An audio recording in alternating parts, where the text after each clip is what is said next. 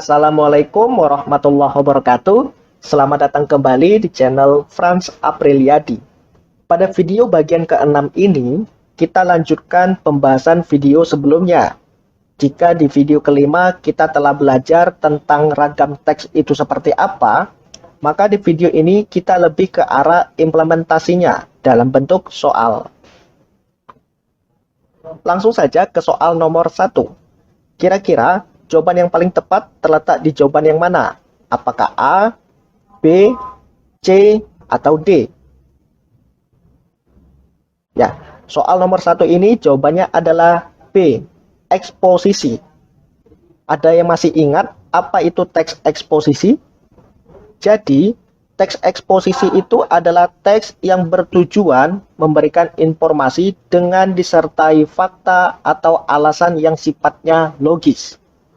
Jika kita analisis teks bacaan ini, informasi yang disampaikan adalah tentang pemberian bantuan masker, hand sanitizer, dan alat pelindung yang tidak tepat sasaran. Ya, di sini ya, pemberian bantuan masker, hand sanitizer, dan alat pelindung atau APD untuk melawan COVID-19 seharusnya tepat sasaran. Di sini ada kata seharusnya yang mengindikasikan bahwa pemberian bantuan tadi itu tidak tepat sasaran. Nah, di teks bacaan ini, masker dan lain-lain tadi diberikan BNPB kepada Rizik Syihab ya, yang waktu itu menggelar pesta pernikahan anaknya. Nah, di mana BNPB memberikan bantuan sekitar 20.000 masker medis dan non-medis. Informasi ini kan mengindikasikan ketidaksetujuan penulis. Ketidaksetujuan itu harus didasarkan dengan fakta atau alasan yang logis. Apa alasannya? Alasannya adalah karena masih banyak instansi, lembaga, atau kelompok yang lebih membutuhkan sumbangan masker ketimbang BNPB tadi memberikan masker kepada Rizik Syihab. Ya kan? Contohnya, instansi yang membutuhkan itu adalah sekolah, rumah sakit, dapur umum, atau pusat-pusat pelayanan publik lainnya. Kemudian pada akhir teks ataupun tulisan ini ditekankan kembali bahwa BNPB itu harus selektif. Artinya dia harus memprioritaskan mana pihak yang harus diberikan masker dan mana pihak yang tidak perlu diberikan masker tadi. Jadi teks ini lebih mengarah kepada teks eksposisi. Jadi seperti itu ya cara menjawab soal nomor 1. Berikutnya kita ke soal nomor 2. Kira-kira soal nomor 2 ini jawabannya apa? Apakah deskripsi, prosedur, eksplanasi, atau argumentasi? Ya, soal nomor 2 ini jawabannya adalah teks eksplanasi ya. Jika kita analisis, teks ini berkaitan dengan fenomena alam. Apa yang dibicarakan? Yaitu tentang banjir ya. Banjir adalah fenomena alam yang bersumber dari curah hujan dengan intensitas tinggi dan durasi lama pada daerah aliran sungai atau yang kita singkat dengan istilah DAS. Ya. Nah, di mana fenomena banjir itu dijabarkan kronologisnya ya pada teks ini, mulai dari penyebabnya yang bisa disebabkan oleh dua penyebab ya di sini. Bisa disebabkan karena alam itu sendiri atau tindakan manusia itu sendiri. Nah, secara tidak langsung teks ini membicarakan tentang fenomena terjadinya banjir, mulai dari penyebabnya, kemudian juga bagaimana dampaknya dan lain sebagainya. Karena berbicara tentang fenomena alam, maka teks ini dikategorikan sebagai teks eksplanasi.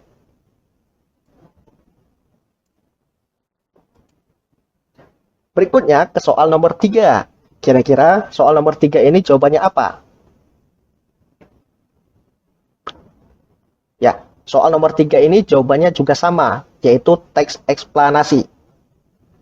Jika di nomor 2 tadi tentang fenomena alam, maka soal nomor 3 ini tentang fenomena sosial, yaitu tentang apa?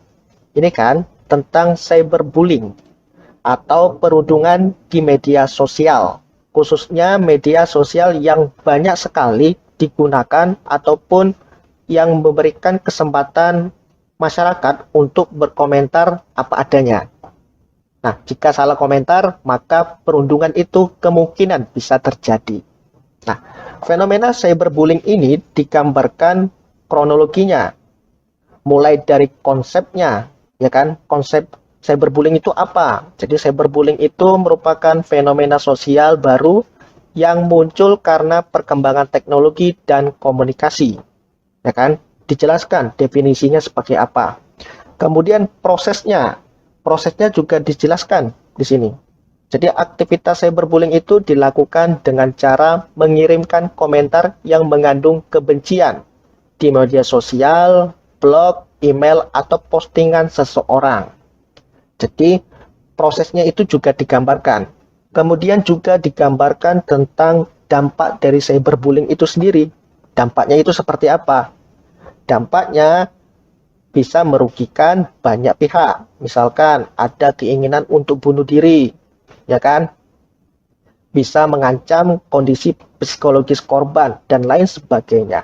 Nah, hal-hal seperti itulah yang menyebabkan soal nomor 3 ini dikategorikan sebagai teks eksplanasi dalam kategori fenomena sosial. Jadi jawabannya adalah C. Berikutnya, kita beralih ke soal nomor 4. Kira-kira soal nomor 4 ini jawabannya apa?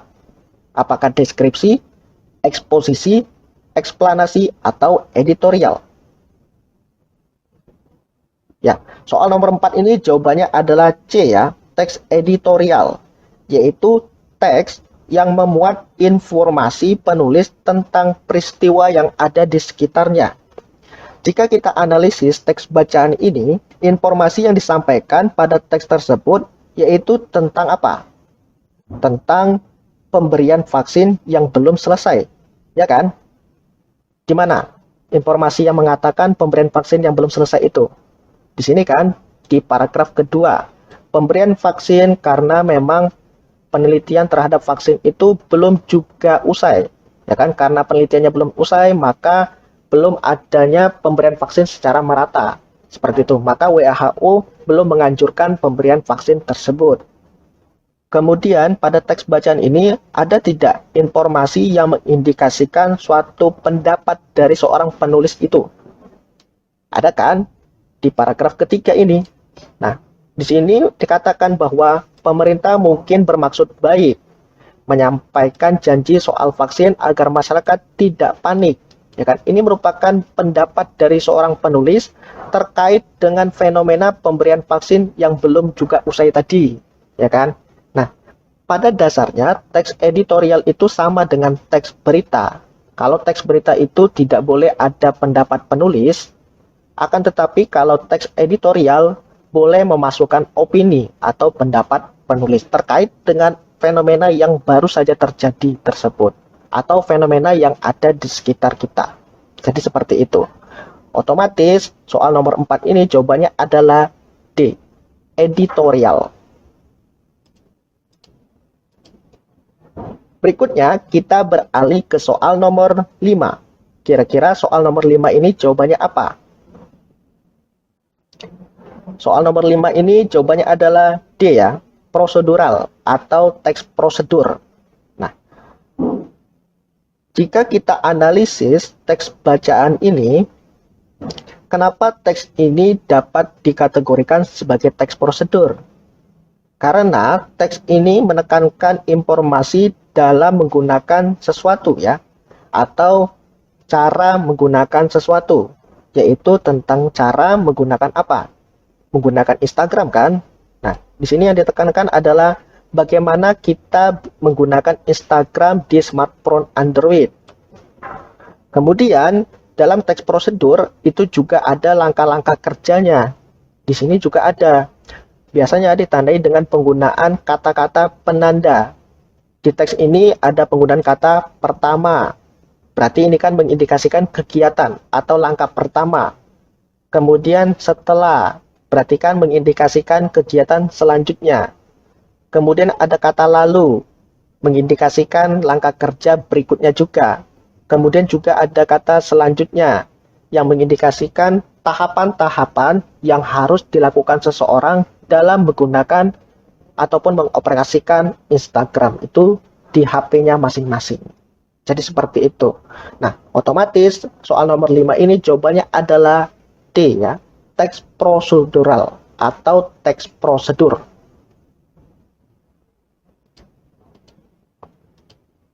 Selanjutnya kita beralih ke soal nomor 6.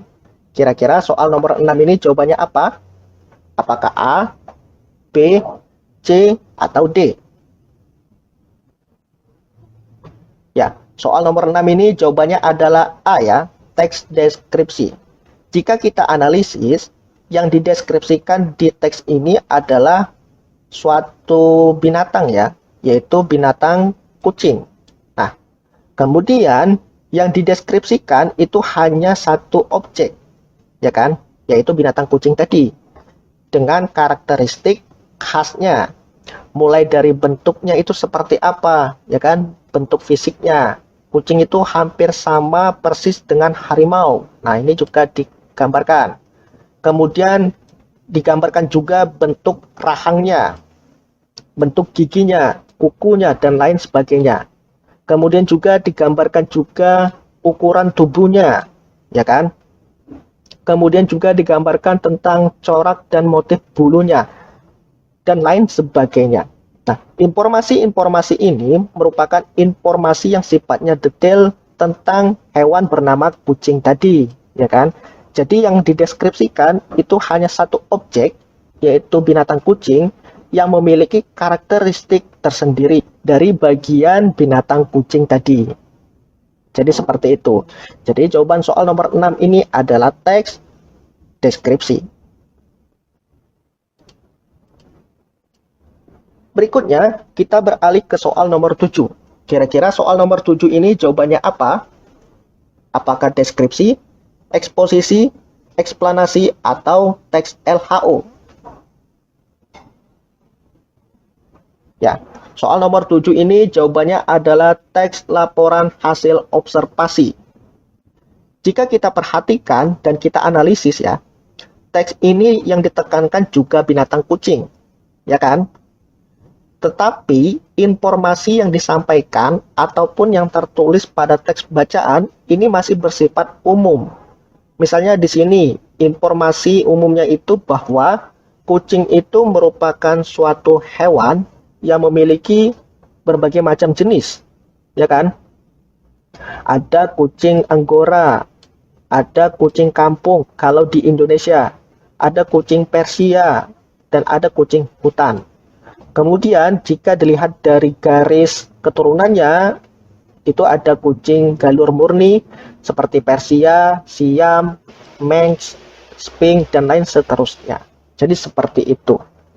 Dan informasi-informasi ini masih bersifat umum ya, tidak mengarah kepada informasi yang bersifatnya detail dari kucing itu sendiri. Otomatis soal nomor 7 ini jawabannya adalah D, teks laporan hasil observasi. Selanjutnya ke soal nomor 8. Kira-kira jawabannya apa? Soal nomor 8 ini jawabannya adalah D ya, teks narasi. Jika kita lihat, teks ini merupakan teks kategori apa? Kategori sastra kan? Atau teks cerita lama.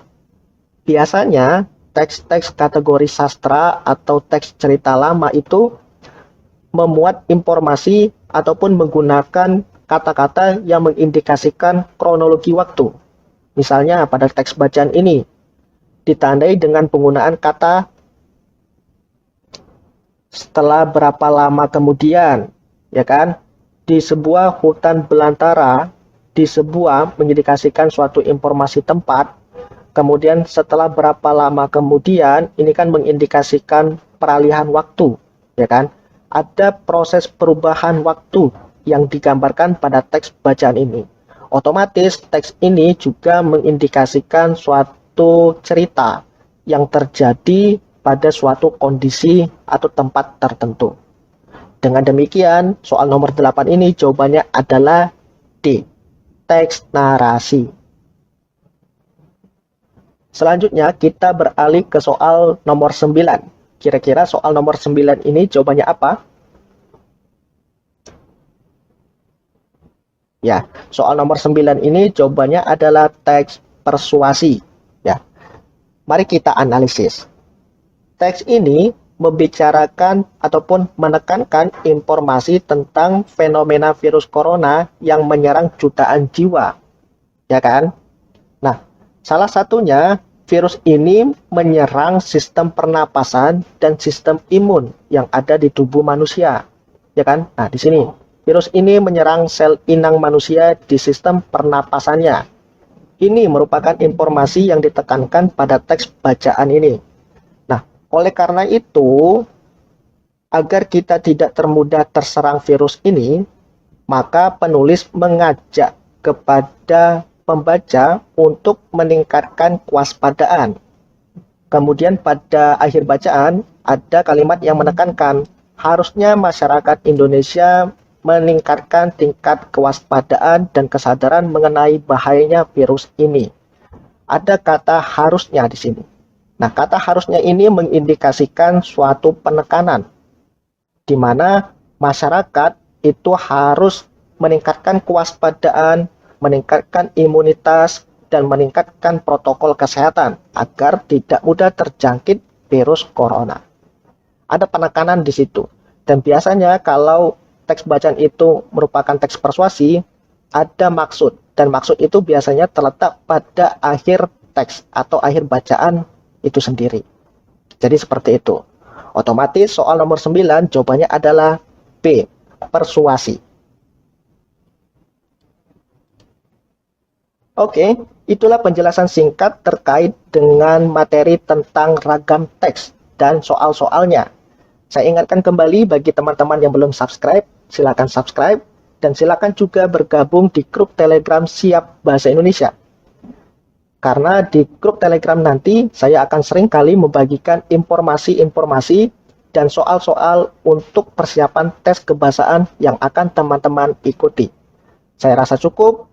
Kita ketemu lagi di video saya selanjutnya. Wassalamualaikum warahmatullahi wabarakatuh.